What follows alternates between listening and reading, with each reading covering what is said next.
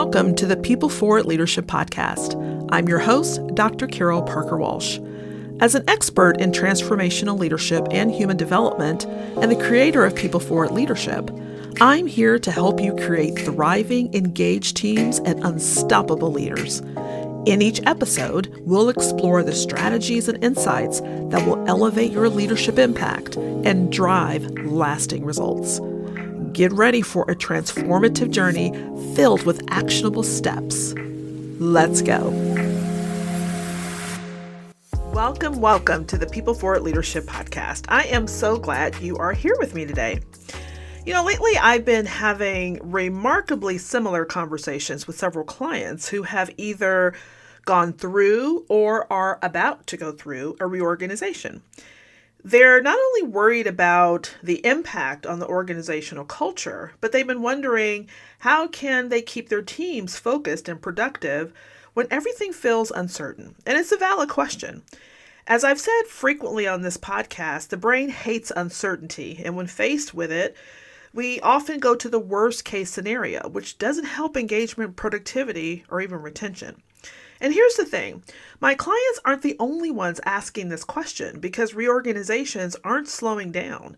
According to Harvard Business Review, 80% of employers see restructuring continue at an equal or faster pace than in past years.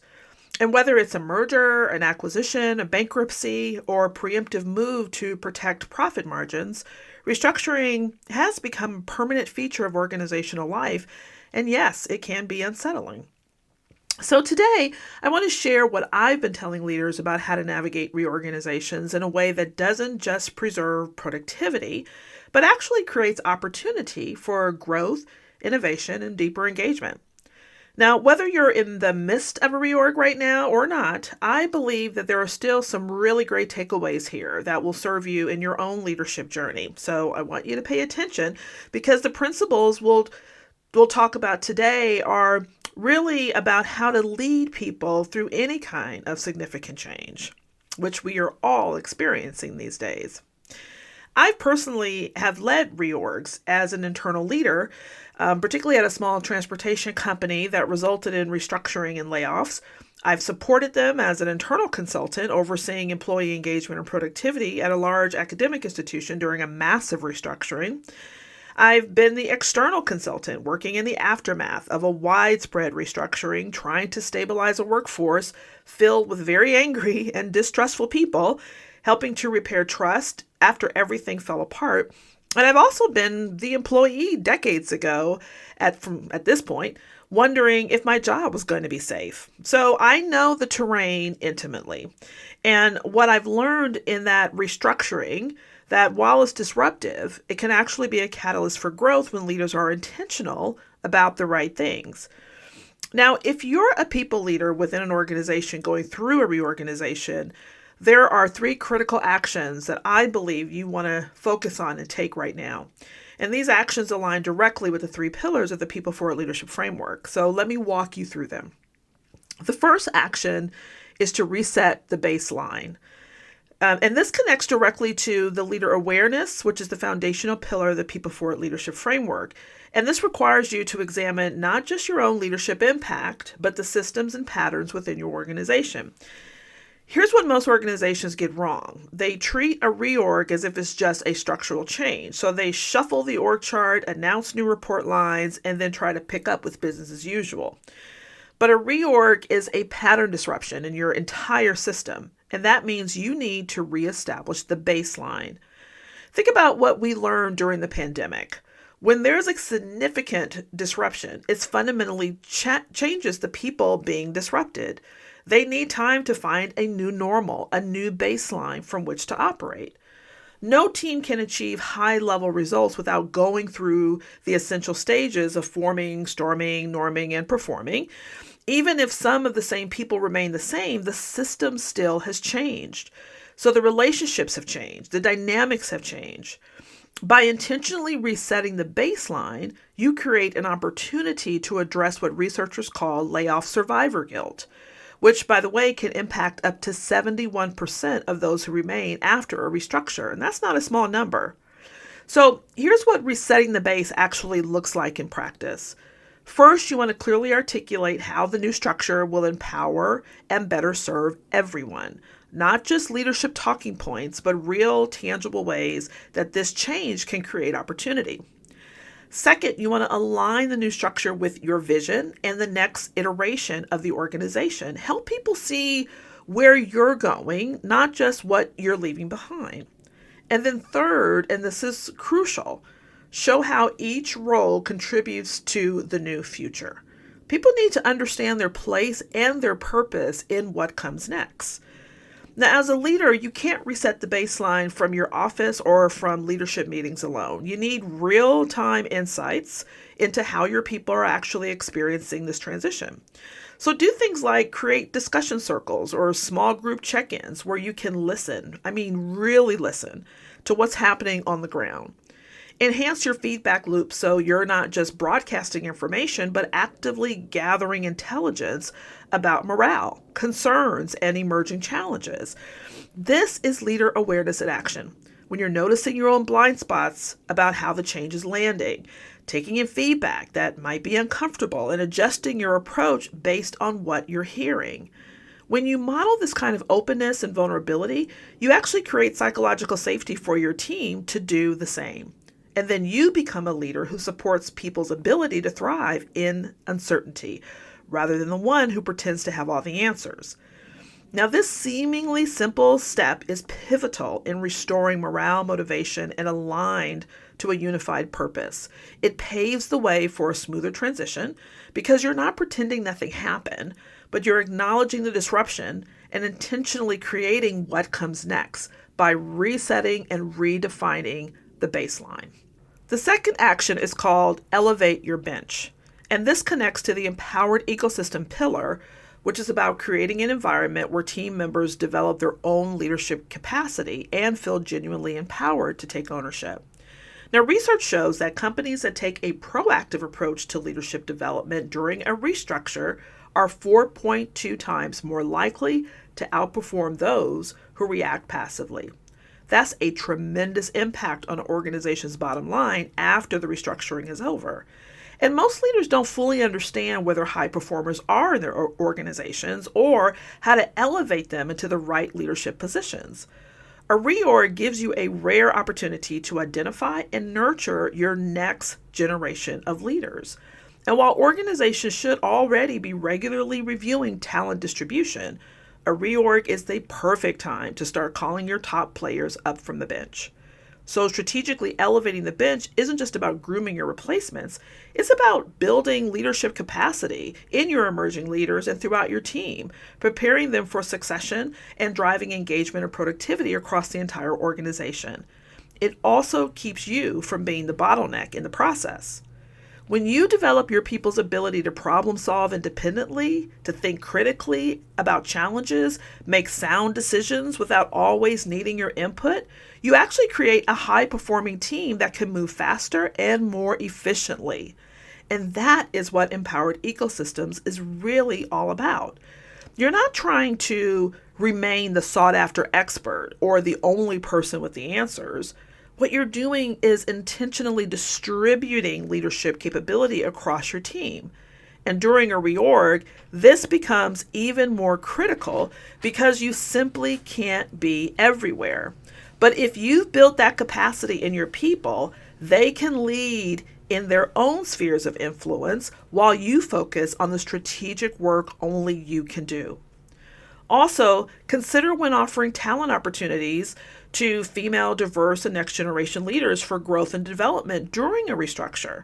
When you consider offering these potential opportunities, you're communicating a very powerful message that says, listen, we're committed to your future within this organization.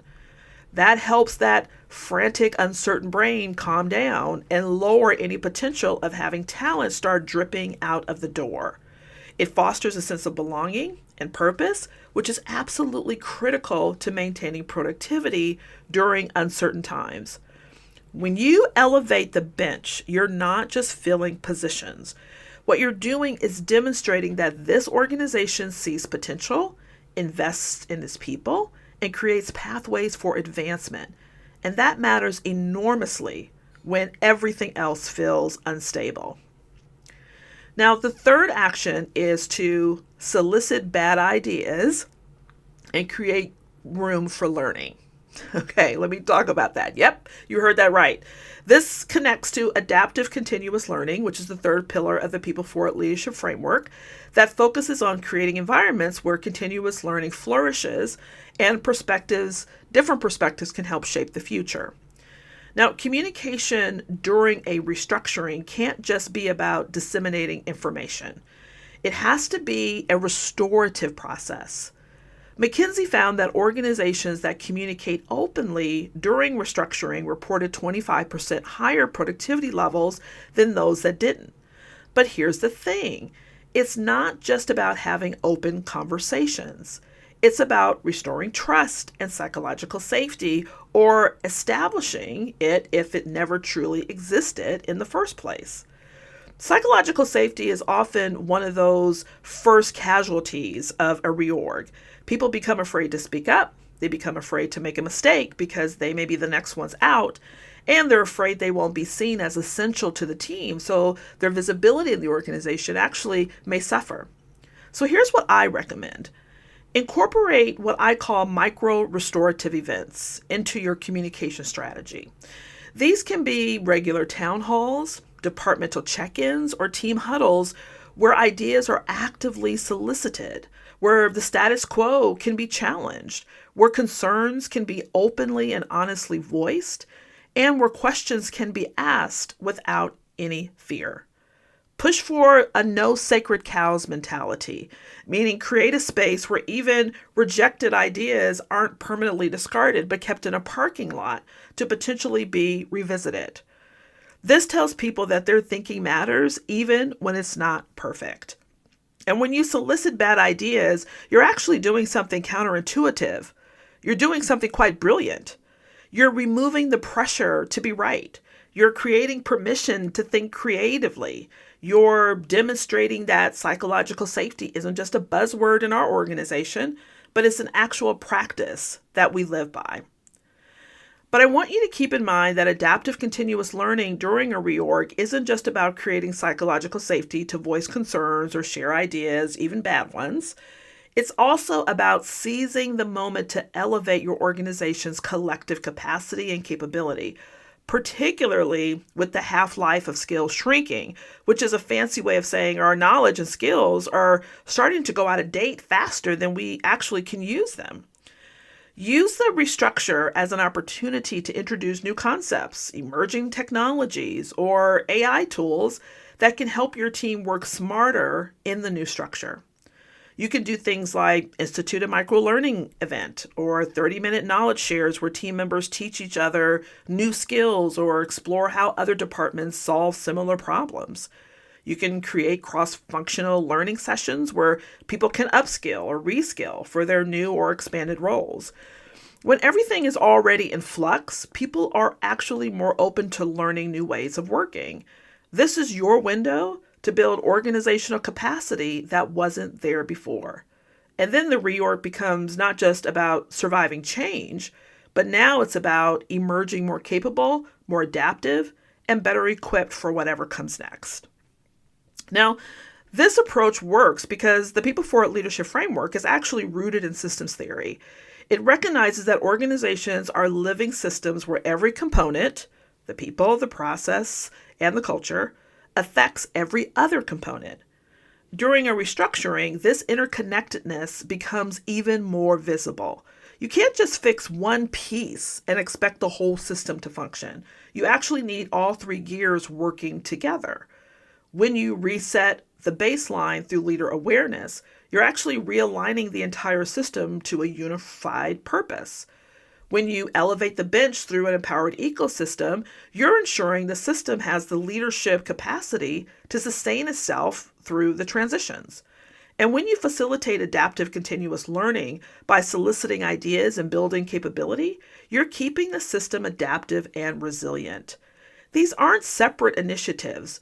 They're actually interdependent actions that reinforce each other. That's what systems theory is about. Your self-awareness as a leader informs how you empower others. Your empowered team creates the psychological safety needed for continuous learning, and the learning strengthens both individual leaders and the collective system. This is what it means to lead people forward through change, not by controlling every variable, but by strengthening the system itself so it can adapt, grow, and thrive. So, as you can see, restructuring, while inherently disruptive, can actually be a catalyst for growth and innovation when you lead through the lens of the People Forward Leadership Framework. When you're navigating a reorg as a leader, you have much more agency than you think. The key is choosing to act rather than react, and to be intentional about what matters most, which is choosing the strategic imperatives that determine whether your organization emerges from the restructuring stronger or more fragmented. So as you can see, restructuring, while inherently disruptive, can actually be a catalyst for growth and innovation, particularly when you lead through the lens of the People Forward Leadership Framework. When you're navigating a reorg as a leader, you actually have more agency than you think. The key, however, is choosing to act rather than react, and to be intentional about what matters most, which is choosing those strategic imperatives that will determine whether your organization emerges from the restructuring stronger or fragmented. So, as we close, I would love for you to consider this idea. What's one action you can take this week to apply these principles in your own context? Maybe it's creating discussion circles to understand how your team is really experiencing the change that's happening today, or identifying those emerging leaders who need more visibility within the organization. Or maybe it's creating space for your team to voice concerns and share ideas, even the bad ones. Or instituting micro-learning sessions where you're building new skills and new understanding and new capabilities. Whatever it is, don't wait. The leaders who navigate change most successfully are the ones who act with purpose rather than waiting to see what happens. I want to thank you so much for joining me and being with me here today. And remember, keep leading people forward, and I'll see you soon. Thanks for tuning in to the People Forward Leadership Podcast. If you're ready to implement the insights and strategies shared in today's episode, schedule a call with our team to explore how we can help you drive talent retention, boost engagement, and develop extraordinary people forward leaders in your organization. Plus, be sure to visit our website to access additional resources that will support your growth goals. Until next time, keep leading your people with purpose and confidence. And remember, when your people thrive, organizational success is inevitable.